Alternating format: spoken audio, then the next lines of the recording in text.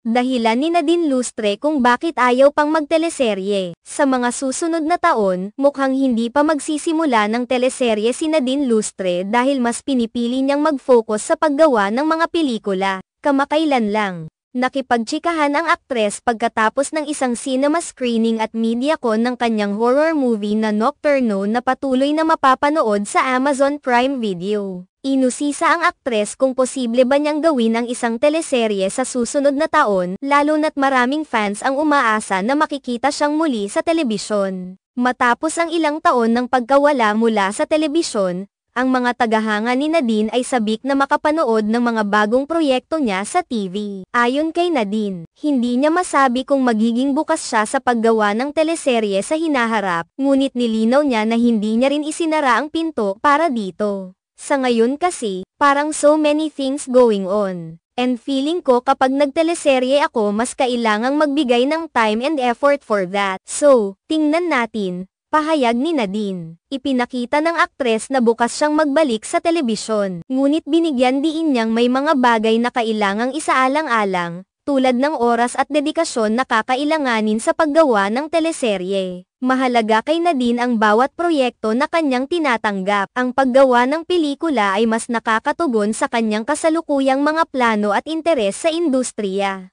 Matapos ang ilang matagumpay na taon sa telebisyon, nagdesisyon si Nadine na mag-shift at mag-focus sa paggawa ng mga pelikula, partikular sa mga proyekto na may malalim na kwento at may artistic na kalidad. Ito rin ang dahilan kung bakit siya nakatanggap ng mga proyekto tulad ng Nocturno, isang horror film na may kakaibang tema at estilo. Sa Nocturno, gumanap si Nadine sa isang papel na puno ng emosyon at lalim, kaya't naging matagumpay ang pelikula at patuloy na pinapalabas sa mga online streaming platforms tulad ng Amazon Prime Video. Ang aktres ay masigasig sa paghahanap ng mga proyekto na magbibigay daan para maipakita ang kanyang versatility bilang isang artista. Bagamat mas gusto niyang mag-focus sa pelikula ngayon, hindi ibig sabihin na hindi na siya bibalik sa telebisyon. Ayon kay Nadine, naniniwala siyang hindi kailanman mawawala ang pagkakataon na muling magteleserye.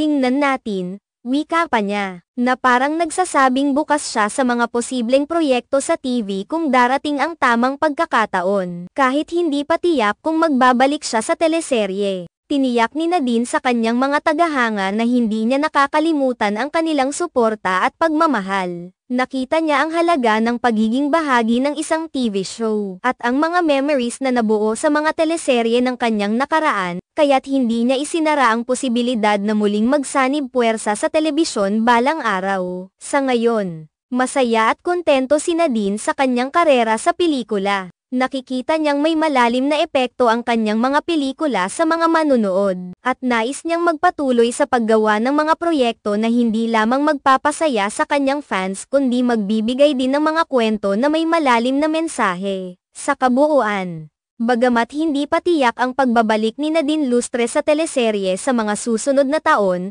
patuloy niyang pinapakita ang kanyang dedikasyon sa pagpapakita ng kalidad ng trabaho, at nananatiling bukas ang posibilidad ng kanyang mga proyekto sa hinaharap.